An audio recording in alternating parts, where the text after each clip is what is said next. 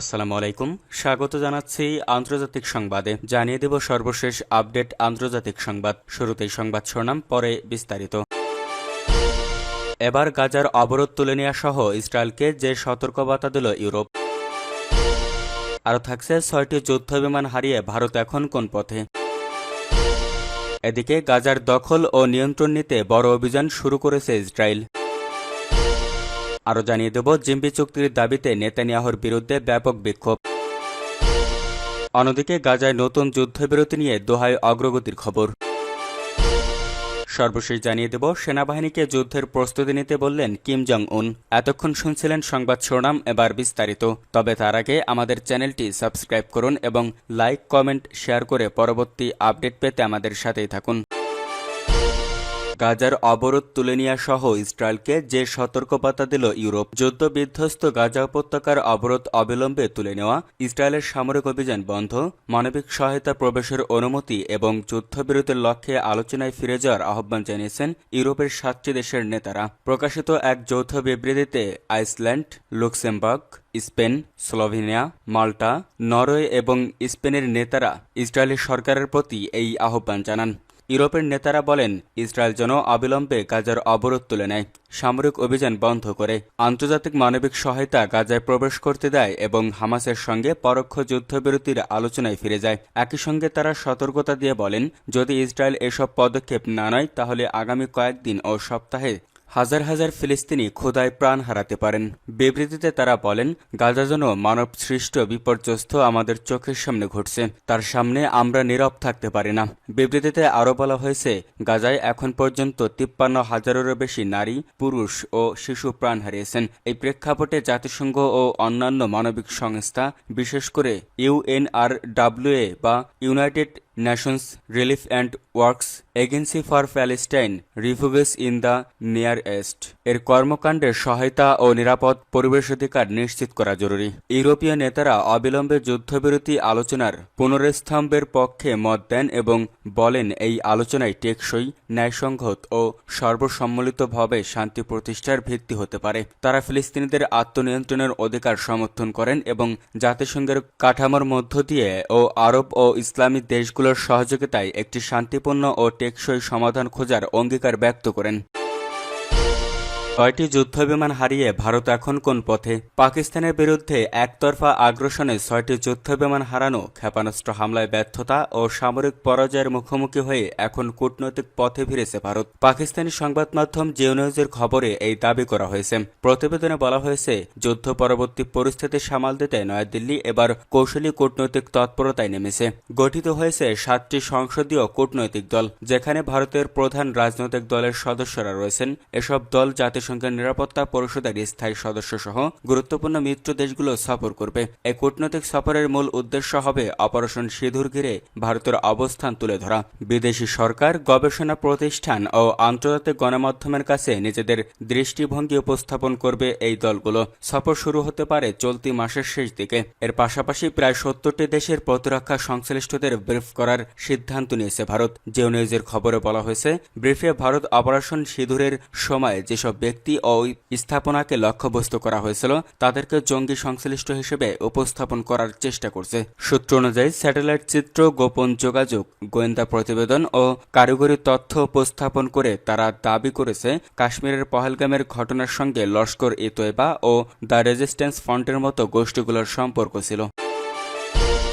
গাজার দখল ও নিয়ন্ত্রণ নিতে বড় অভিযান শুরু করেছে ইসরায়েল। গাজায় হামাসকে পরাজিত করা এবং সেখানে থাকা ইসরায়েলি বাকি জিম্মিদের মুক্ত করতে বড় ধরনের একটি সামরিক অভিযান শুরুর ঘোষণা দিয়েছে ইসরায়েলি সেনাবাহিনী। ইসরায়েলি প্রতিরক্ষা বাহিনী বা আইডিএফ তাদের হিব্রু ভাষার পরিচালিত এক্স অ্যাকাউন্টে এক পোস্টে জানিয়েছে, তারা অপারেশন গিডিয়ন্স চ্যারিওটস নামে একটি সামরিক অভিযান শুরু করেছে, যার লক্ষ্য গাজার কৌশলগত এলাকার দখল নেওয়া। গাজায় হামাস নিয়ন্ত্রিত স্বাস্থ্য মন্ত্রণালয়ের কর্মকর্তারা জানিয়েছেন, বৃহস্পতিবার থেকে ইসরায়েলি হামলায় প্রায় 250 জন নিহত হয়েছেন। 2 মাসের যুদ্ধবিরতি ভেঙে গত মার্চ মাস থেকে গাজায় মানবিক সহায়তা প্রবেশে নিষেধাজ্ঞা দেয় ইসরায়েল। শুক্রবার মার্কিন প্রেসিডেন্ট ডোনাল্ড ট্রাম্প বলেন, গাজায় অনেক মানুষ না খেয়ে দিন কাটাচ্ছে। ইসরায়েলি প্রতিরক্ষা বাহিনী তাদের হিব্রু ভাষার অ্যাকাউন্ট থেকে যে পোস্টটি দিয়েছেন, সেখানে এই অভিযানের একটি নাম দিলেও ইংরেজি ভাষার পোস্টে এই অভিযানের নাম ব্যবহার করেনি। সেখানে তারা বলেছে, যতক্ষণ পর্যন্ত হামাস হুমকি না হয়ে ওঠে এবং তাদের কাছে থাকা সব জিম্মি মুক্তি না হয় ততক্ষণ পর্যন্ত আমরা আমাদের অভিযান বন্ধ করব না। এই পোস্টে আরও দাবি করা হয়েছে, গত 24 ঘন্টায় গাজায় উপত্যকায় 150টিরও বেশি সন্ত্রাসী লক্ষ্যবস্তুতে হামলা চালানো হয়েছে। গাজায় পুনরায় যুদ্ধবিরতি আলোচনা শুরু করতে এবং অবরোধ প্রত্যাহারে আন্তর্জাতিক চাপ বাড়ার পরও ইসরায়েল হামলা আরও বাড়িয়েছে এবং সীমান্তে সাঁজোয়া বাহিনীও মোতায়েন করেছে। এরপরেই এই অভিযান শুরু হওয়া মানে একদিনের সকল কূটনৈতিক প্রচেষ্টা ব্যর্থ হয়েছে। ইসরায়েলি গণমাধ্যম টাইমস অফ ইসরায়েল বলেছে, অপারেশন গিডিয়নস চ্যারিয়টস এটি একটি বাইবেলের যোদ্ধার নামে রাখা। এই অভিযানের লক্ষ্য হচ্ছে গাজার দক্ষিণে বেসামরিক নাগরিকদের সরিয়ে নেওয়া, ত্রাণ কার্যক্রমের উপর হামাসের নিয়ন্ত্রণ ঠেকানো এবং হামাসকে প্রতিহত করা। ইসরায়েলের সেনাবাহিনী বেনিয়ামিন নেতানিয়াহু চলতি মাসের শুরুতে বলেছিলেন, ইসরায়েল গাজায় তীব্র আক্রমণের প্রস্তুতি নিচ্ছে, যার উদ্দেশ্য এই এলাকা তাদের দখলে রাখা।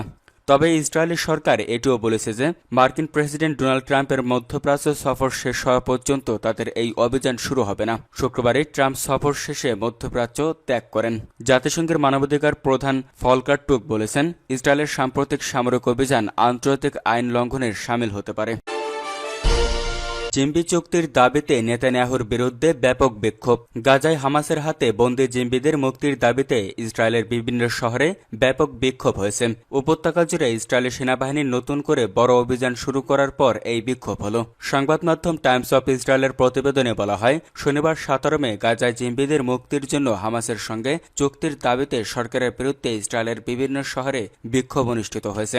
বিক্ষোভে জিম্বিদের পরিবারের সদস্যরা ছাড়াও হাজার হাজার ইসরায়েলি নাগরিক অংশ নিয়েছিলেন। জিম্বিদের পরিবারগুলো আশঙ্কা করেছে, গাজায় ইসরায়েলের নতুন অভিযান জিম্বিদের মুক্তির যে কোনো সম্ভাবনাকে ব্যাহত করতে পারে, এমনকি তাদের মৃত্যুর কারণও হতে পারে। হামাস ও ওয়াশিংটনের মধ্যে একটি চুক্তির অংশ হিসেবে আমেরিকান ইসরায়েলি সৈনিক অ্যাডান আলেকজান্ডারকে মুক্তির কয়েকদিন পর এই বিক্ষোভ হল। গত ফেব্রুয়ারির পর অ্যাডানি একমাত্র ব্যক্তি যিনি হামাসের বন্দিদশা থেকে মুক্তি পেয়েছেন। এর আগে বৃহস্পতিবার Hostages and Missing Families Forum জিম্বিদের ফিরিয়ে আনতে চুক্তির দাবিতে জনসাধারণকে তেল আবিবের হোস্টেস স্কোয়ারে আসার আহ্বান জানিয়েছিল। এক বিবৃতিতে সংগঠনটি জানায়, এডানের প্রত্যাবর্তন অবশ্যই এমন একটি চুক্তির সূচনা হবে যা 58 জন জিম্বিকে ফিরিয়ে আনতে সহায়তা করবে। সময় ফুরিয়ে আসছেন, বিশ্ব দেখছে এবং ইতিহাস ক্ষমা করবে না। ইসরায়েলের সাবেক প্রতিরক্ষা মন্ত্রী এহুদ বারাক বলেছেন, নেতানিয়াহুর নীতিই বন্দীদের বিপন্ন করেছে। তিনি জনগণকে নাগরিক বিদ্রোহ অংশে নেওয়ার আহ্বান জানিয়েছেন। গাজায় নতুন যুদ্ধবিরতি নিয়ে দোহায় অগ্রগতির খবর। গাজায় নতুন করে যুদ্ধবিরতির জন্য হামাস ও ইসরায়েল আলোচনা শুরু করেছে। শনিবার 17 মে দোহায় কাতার এবং যুক্তরাষ্ট্রের মধ্যস্থায় এই আলোচনা শুরু হয় বলে ব্রিটিশ সংবাদ মাধ্যম বিবিসির প্রতিবেদনে বলা হয়েছে। একজন ফিলিস্তিনি কর্মকর্তা জানিয়েছেন, 60 দিনের যুদ্ধবিরতি এবং ইসরায়েল ফিলিস্তিন বন্দীদের মুক্তির বিনিময়ে 9 জন জিম্বিকে মুক্তি দিতে সম্মত হয়েছে হামাস। প্রস্তাবিত নতুন চুক্তিতে বলা হয়, গাজায় প্রতিদিন 400টি ত্রাণবাহী ট্রাক প্রবেশে এবং গাজা থেকে রোগীদের সরিয়ে নেওয়ার অনুমতি দেবে ইসরায়েল। এছাড়া কতজন জিম্বি জীবিত আছে এবং সব জিম্বিদের বিস্তারিত তথ্য চেয়েছে ইসরায়েলের সরকার। প্রস্তাবিত চুক্তির বিষয়ে ইসরায়েল এখনও প্রকাশ্যে কোনো প্রতিক্রিয়া জানায়নি। তবে আলোচনার আগে দেশটি বলেছে, তারা গাজা থেকে সেনা প্রত্যাহার করবে না বা যুদ্ধ শেষ করার প্রতিশ্রুতি দেবে না। গাজায় হামাসকে পরাজিত করা এবং সেখানে থাকা ইসরায়েলি বাকি জিম্বিদের মুক্ত করতে বড় ধরনের একটি সামরিক অভিযান শুরু করার ঘোষণার পর যুদ্ধবিরতি নিয়ে দুই পক্ষের মধ্যে আলোচনার কথা জানা গেল। হামাসের প্রধান উপদেষ্টা তাহের আল নোনো শনিবার বিবিসিকে জানান, দোহায় ইসরায়েলের সঙ্গে আনুষ্ঠানিকভাবে নতুন দফায় আলোচনা শুরু হয়েছে। উভয় পক্ষ কোনো পূর্বশর্ত ছাড়াই সব বিষয় নিয়ে আলোচনা শুরু করেছে। শনিবার রাতে একজন ইসরায়েলি কর্মকর্তা বিবিসিকে বলেন, ইসরায়েলের প্রধানমন্ত্রী বেনিয়ামিন নেতানিয়াহু আলোচনাকারী দলকে আপাতত কাতরে থাকার নির্দেশ দিয়েছেন। ওই কর্মকর্তা বলেন, জিম্বিদের মুক্তির জন্য একটি চুক্তি এগিয়ে নেওয়ার প্রচেষ্টায় নেতানিয়াহু শনিবার দিনব্যাপী যুদ্ধবিরতি আলোচনার অংশ নেওয়া প্রতিনিধি দল, কৌশলগত বিষয়ক মন্ত্রী ড্রন ড্রামার এবং মার্কিন দূত স্টিভ উইটকফের সঙ্গে যোগাযোগ রেখেছেন। গত বৃহস্পতিবার থেকে গাজায় ইসরায়েলের হামলায় কমপক্ষে 300 জন নিহত হয়েছেন, যার মধ্যে উপত্যকার উত্তর ও দক্ষিণ হাসপাতাল এবং শরণার্থী শিবিরেও হামলা হয়েছে। 2 মাস স্থায়ী একটি যুদ্ধবিরতি ভেঙে যাওয়ার পর 18 মার্চ থেকে ইসরায়েল গাজায় পুনরায় হামলা শুরু করে। এরপর উপত্যকাটিতে হাজার হাজার মানুষ মারা গেছে। গত সোমবার জাতিসংঘের এক রিপোর্টে বলা হয়েছে, গাজার জনগোষ্ঠী বর্তমানে চরম দুর্ভিক্ষের ঝুঁকিতে রয়েছেন। যদিও ইসরায়েলি সরকার বারবার দাবি করে আসছে গাজায় কোনো খাদ্য সংকট নেই। গাজায় হামাস পরিচালিত স্বাস্থ্য মন্ত্রণালয়ের তথ্য মতে এখন পর্যন্ত ইসরায়েলি হামলায় গাজায় 53,000-এরও বেশি ফিলিস্তিনি মারা গেছেন। সেনাবাহিনীকে যুদ্ধের প্রস্তুতি নিতে বললেন কিম জং উন। উত্তর কোরিয়ার প্রেসিডেন্ট কিম জং উন বলেছেন, সশস্ত্র বাহিনীর সবচেয়ে গুরুত্বপূর্ণ কাজ হল পুরোপুরি যুদ্ধের প্রস্তুতি নেওয়া। শনিবার দেশটির রাষ্ট্রীয় সংবাদ মাধ্যম খবরে বলা হয়েছে, শুক্রবার বিশেষ বাহিনীর সামরিক মহড়া পরিদর্শনের পর কিম বলেন, তার দেশকে আধুনিক যুদ্ধের সব স্তরের জন্য প্রস্তুত থাকতে হবে। মহড়ার একটি ভিডিওতে দেখা গেছে, উত্তর কোরিয়ার সেনাবাহিনী তাদের ট্যাঙ্কগুলো অসম ও বালুময় ভূমির উপর দিয়ে চালনা করছে। এ সময় চামড়ার কোট ও কালো প্যান্ট পরিহিত কিম তার স্বভাবসুলভ ভঙ্গিতে তা পর্যবেক্ষণ করছেন। এ সময় তার চারপাশে অবস্থান করছিলেন জাতীয় প্রতিরক্ষা মন্ত্রী, চিফ অফ স্টাফ এবং সাধারণ রাজনৈতিক ব্যুরোর পরিচালক সহ সামরিক বাহিনীর শীর্ষ কর্মকর্তারা। এক পর্যায়ে কিম দূরবীন হাতে নিয়ে ট্যাঙ্কগুলোর গোলাবর্ষণ লক্ষ্য করেন। দৃশ্যমতো মহড়া দেখে বেশ মুগ্ধ ছিলেন তিনি। এ মহড়ায় শারীরিক অনুশীলন ছাড়াও সমুদ্র ও আকাশপথের অভিযানও অন্তর্ভুক্ত ছিল। ভিডিওতে আরও দেখা যায় সৈন্যরা রাবারের নৌকা থেকে নেমে সৈকতের দিকে দৌড়ে যাচ্ছে এবং হেলিকপ্টার থেকে রশির সাহায্যে নিচে নামছে। পর্যবেক্ষণ শেষে কিম বলেন, তার দেশের সেনাবাহিনীদের প্রশিক্ষণ সম্পর্কে দৃষ্টিভঙ্গি এখন পরিবর্তিত হচ্ছে।